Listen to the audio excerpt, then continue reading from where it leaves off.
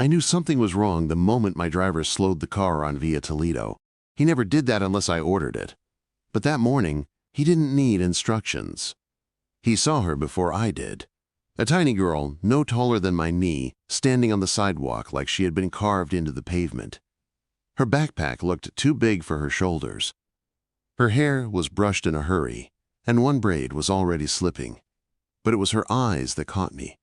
They weren't scared, they weren't lost. They were focused in a way I recognized from my own world. She had rehearsed something. She was waiting for me. My name is Jeppe Caruso, and people in Naples cross the street when they see me coming. I built an empire on fear, respect, and the kind of decisions that leave a mark on a man's soul. I thought there was nothing left in this city that could surprise me. I was wrong. When the car stopped, I stepped out wearing a coat worth more than some families earned in months. I expected someone to ask for money or protection. Instead, I saw a 5-year-old girl walk straight toward me, with small steps that shook but didn't stop. My bodyguard moved to block her, but I raised my hand. Something about her felt important in a way I couldn't explain. She stopped right in front of me. Her small fingers gripped the straps of her backpack so tightly her knuckles turned white. She looked up at me with those bright eyes, and for the first time in a long time, I felt the past stirring inside me. Memories of another small girl with the same fearless honesty. "Senor Jeppe," she said softly, her voice trembling but steady enough to reach me over the morning traffic. "My name is Noah. I need to ask you something very important." I didn't speak, I just waited. Her chin lifted the way children do when they're trying to be brave. "There's a father-daughter dance at my school on Friday. I don't have a dad anymore because of the accident."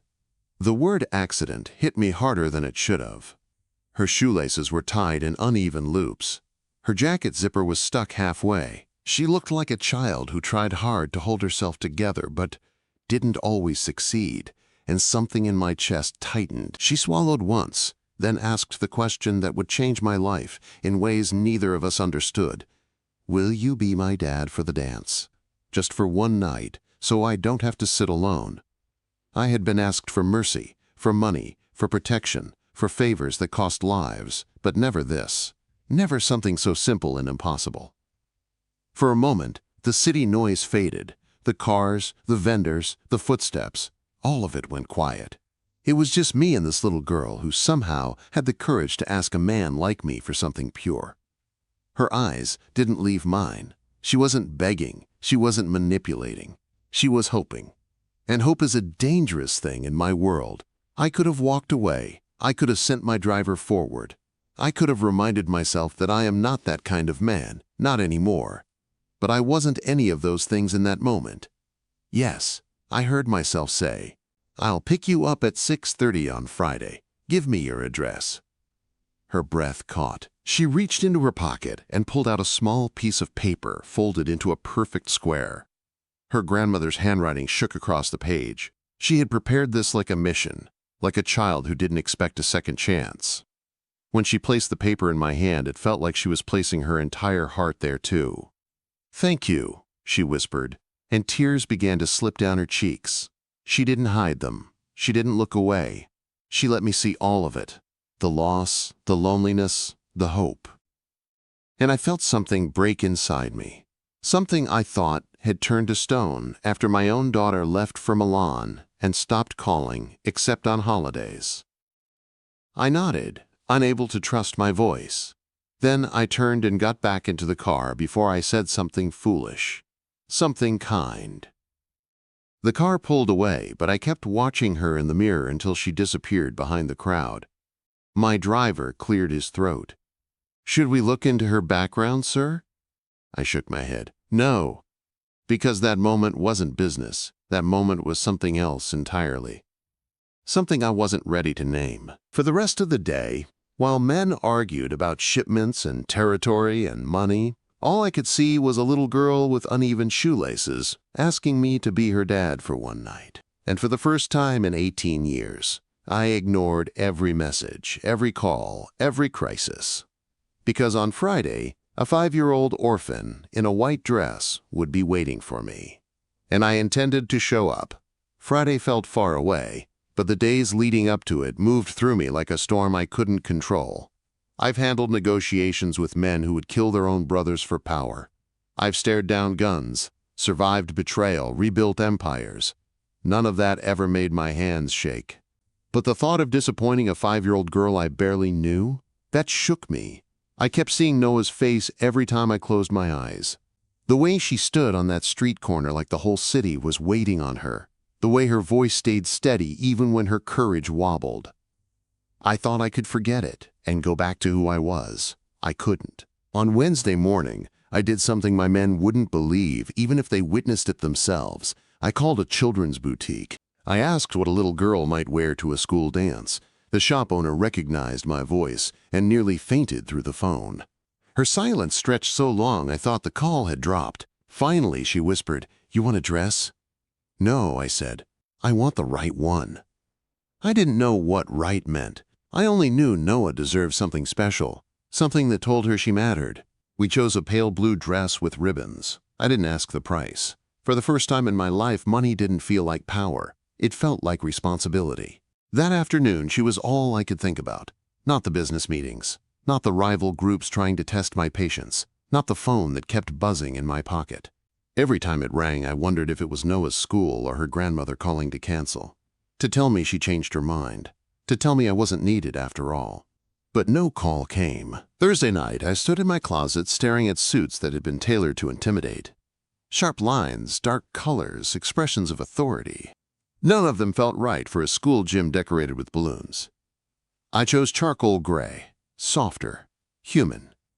And when I caught my reflection in the mirror, I didn't fully recognize the man looking back. Friday arrived faster than I expected. By 6 o'clock, I felt something I hadn't felt since I was a young father. Nervous. Truly nervous. My driver held the corsage box as if it were an explosive device. "Sir, this is delicate work," he muttered. "Don't drop it," I warned, though my voice didn't carry its usual edge. We pulled up to Noah's building at exactly 6:30. Old stone stairs, laundry hanging from balconies, children kicking a soccer ball in the square, even though dinner time had passed. I stepped out of the Mercedes holding the corsage, and for a moment I felt the weight of every eye watching. People knew who I was. They knew what I did. They'd never seen me holding flowers for a little girl. Her grandmother opened the door with a worn cardigan buttoned up wrong. Her hands trembled, but her eyes were sharp enough to judge my soul. "Come in," she said softly. The apartment was small and clean, the kind of place held together with love instead of money. And then I saw her. Noah. She stood in the bedroom doorway, wearing a white dress with tiny embroidered flowers. Her hair was braided with ribbons that matched the ones her grandmother saved in jars. Her shoes were polished, and she tried to stand taller, like she wanted to prove she was ready for this night. When she saw me, her whole face lit up. Not the shy smile she gave strangers. This was pure joy, the kind that comes from believing in something impossible and finding out it's real. "You came," she whispered. "Of course I came," I replied. I slipped the corsage onto her wrist. It looked too big, but she held her arm like she'd been waiting her whole life to wear it. "You look very beautiful," I said. She smiled so brightly I had to look away just to steady myself. Her grandmother's eyes filled with tears, but she blinked them back. "Take care of her," she told me. "I will." And for the first time in years, I meant every word. Noah reached for my hand without hesitation. Her fingers were so small around mine. She tugged me toward the door like she was leading me into a world she wasn't afraid of anymore. In the car, she talked non-stop. About the decorations. About her friend Maria. About the song she hoped they would play. She even asked if I knew how to dance. "I can manage," I said. She looked worried. "Because some dads do the spinning thing." "I'll learn the spinning thing," I said. She giggled. Just once. A soft little sound that cracked something open inside my chest. When we pulled up to the school, parents turned to stare. Some moved their daughters closer. Some whispered. Some froze. Teachers at the entrance looked like they were witnessing a miracle or a disaster, and none of them knew which one. But Noah didn't notice any of it. She tightened her grip on my hand. "Come with me." And I did. Inside the gym, the lights were warm. The music was soft. The banners were crooked and handmade. It was imperfect and beautiful in a way I had forgotten life could be. Noah looked up at me and asked the question I'd been waiting for. "Will you dance with me now?" "Yes," I said. "I will." And as we stepped onto that crowded floor, surrounded by fathers and daughters who had no idea how much this moment meant, I realized something. I wasn't just doing this for her. I was doing it for the father I wasn't, for the daughter I lost, for the man I wanted to become. The moment we stepped onto the dance floor, every conversation in that gym seemed to pause. Fathers turned. Mothers froze. Teachers stood a little straighter. They all knew who I was, and none of them had ever seen me like this. But Noah didn't care. She squeezed my hand and pulled me forward like she was guiding me into her world. The music was loud enough to cover my heartbeat. Hers I could feel through her tiny fingers. She looked up at me, nervous and excited at the same time. "Do we start now?" she asked. "Yes," I said. "We start now." Quote. She placed her other hand on my arm, the way she'd seen other girls do. I bent down slightly so she could reach, and then we moved, awkward at first, then steadier. Her dress brushed against my coat with every step. Her shoes tapped a little faster than the beat. She kept looking around, making sure other kids saw her. She wasn't invisible tonight. She wasn't the girl sitting alone. She wasn't the one they whispered about. She was a daughter. At least for these few hours, she had one. A slow smile spread across her face as she swayed with me, her eyes shining in a way that hit me deeper than I expected. I've dealt with men begging for mercy. Men ready to take a bullet. Men who would rather die than show weakness. But nothing had ever disarmed me like the joy on her face. "Jep?" she whispered. "Yes, sweetheart?" "Thank you for not letting me be alone tonight." I felt something tighten in my chest, something painful and warm at the same time. I wasn't used to feeling anything that didn't involve anger or control. "You'll never be alone when I'm here," I said. She nodded like I'd just given her something priceless. Other fathers kept glancing in our direction. Some curious, some afraid, some unsure why the most dangerous man in Naples was dancing with a little girl in a white dress. Their daughters stared too, whispering to each other. But then one thing happened that changed the whole room. Maria, Noah's friend, ran over between songs. She held her father's hand but tugged him toward us. "Hi," she said, breathless. "Noah, you look like a princess." Noah giggled. This is Jeppy. He came for me." Maria's father looked at me with that mix of caution and respect I knew too well, but he nodded politely. "Good evening." I nodded back. "Good evening." That simple exchange, two fathers acknowledging each other, shifted something in the air. The tension softened. People started breathing again. When the next song began, Noah tugged my sleeve. "Can we go again?" "Of course." We moved to the center of the floor this time. She reached up, and I lifted her so her little feet rested on top of mine. Her fingers wrapped around my thumbs. Her head rested lightly against my chest. The entire gym watched us. But for the first time in my life, I didn't care who saw me vulnerable. She whispered, "My daddy used to do this." I felt her words like a knife made of memory. Soft, sharp, honest. "Then we'll do it for him," I said quietly. Her breath hitched, and she leaned closer. It wasn't sadness. It was comfort. Trust. The kind you only give someone who shows up for you when others don't. As we circled the floor, I realized my hands had begun to shake, not from fear, not from danger, but from the weight of being someone a child depended on, even for one night. When the music faded, Noah looked up at me with wide eyes. "That was perfect," she said. "You were perfect," I replied. She blushed, shy for the first time all evening.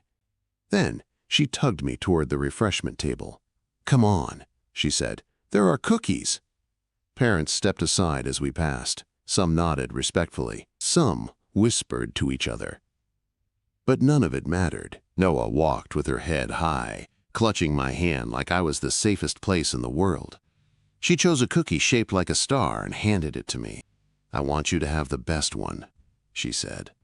"Thank you," I said, accepting it like it was a medal.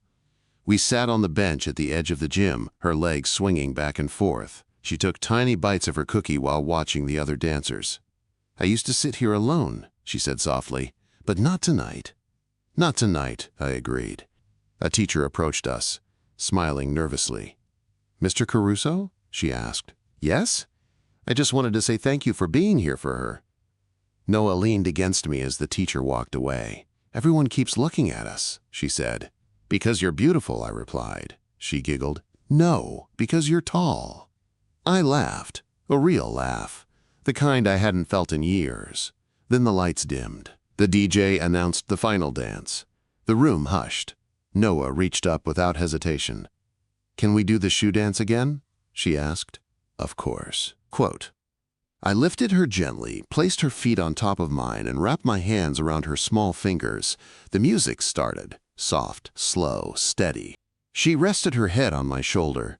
"I wish this night didn't have to end," she whispered, and I realized something I never expected.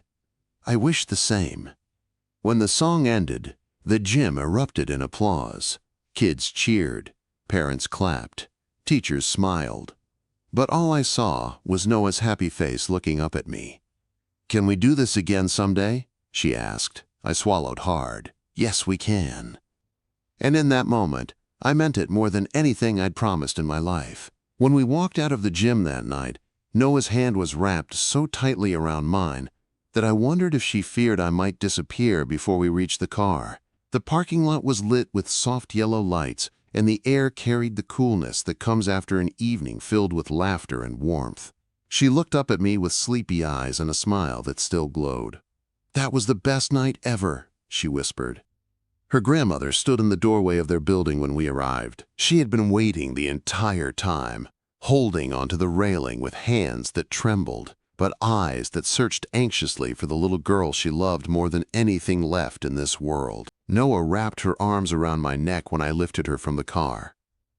She fell asleep before we even reached the apartment steps, her cheek pressed against my shoulder, her breath warm on my neck. Her grandmother opened the door slowly, watching with an expression I didn't fully understand. "Let me put her to bed," I said quietly. She nodded and led me inside. The apartment was dim, except for a small lamp near Noah's mattress. I laid her down gently, careful not to wake her. Her little hands relaxed, her breathing deepened, and I brushed a loose strand of hair from her forehead. For a moment I just stood there, looking at this small child who had changed something inside me without even trying. Her grandmother touched my arm lightly as we stepped into the hallway. "You gave her back a piece of childhood she lost when her parents died," she said. "I don't know how to thank you for that." Quote, "You don't have to thank me," I said. But the truth was, I wasn't sure who had received the bigger gift that night, Noah or me. When I finally walked out of the building, the air felt different, softer, lighter. The city noises around me didn't feel as harsh as they usually did. I sat in the car for several minutes before telling my driver to move. My phone had dozens of unread messages, business crises, demands, warnings, but none of it felt urgent anymore. For years, my life had revolved around control, fear, and power. Yet tonight, the only thing that mattered was a 5-year-old girl in a white dress who had asked me to be her dad for one night. And I showed up. The next morning, I woke thinking about her. I wondered if she remembered all the dances, if her corsage was still on her nightstand, if she felt proud walking into school knowing she hadn't been alone.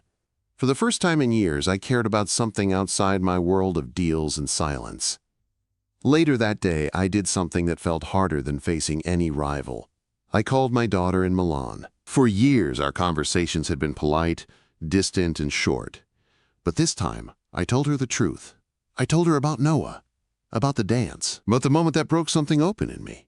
There was a long silence on the other end. Then my daughter said softly, "I wish you had shown up for me like that." Her words hit harder than any bullet ever could. "I know," I said quietly, "but I want to learn. I want to try." Another long pause. Then she said, "Maybe we can talk more. Maybe we can start over." Those words felt like forgiveness wrapped in hope. Weeks passed, and every Wednesday afternoon I found myself climbing the worn stairs to Noah's apartment. Not to be a hero, not to play the role of a father figure the way others might expect, but because she wanted me there. Because her grandmother smiled when she opened the door. Because I found peace in a place where no one pretended life wasn't hard, but everyone still tried anyway. Little by little, the neighborhood began seeing something I didn't expect. A dangerous man who could also walk slowly beside a child holding a storybook. A feared boss who carried groceries for a grandmother with shaky hands. A man who didn't miss Wednesday visits no matter how urgent his world became. People whispered, but not out of fear, out of wonder. One evening, near the end of summer, Noah and I were sitting on the front steps of her building. She leaned against me, drawing little circles on the back of my hand with her finger. The sky was turning pink, and children were still playing with a half-flat soccer ball nearby. "Jeppe," she asked softly. "Yes, sweetheart? Will you come to my end-of-year show? I'm singing a song." I smiled. "I'll be there." "Promise?" I looked into her hopeful eyes, the same eyes that had stopped my car on Via Toledo. The same eyes that had taught me more about courage than any man I'd ever known. "I promise." She smiled, leaned her head on my arm, and whispered, "I'm glad I asked you that day." So was I, more than she would ever understand. Sometimes the bravest thing a person can do is ask for love, and sometimes the strongest thing a man can do is say yes, Noah asked. And I showed up, and because of that one small, trembling question, 2 broken hearts, hers and mine, found a way to begin healing.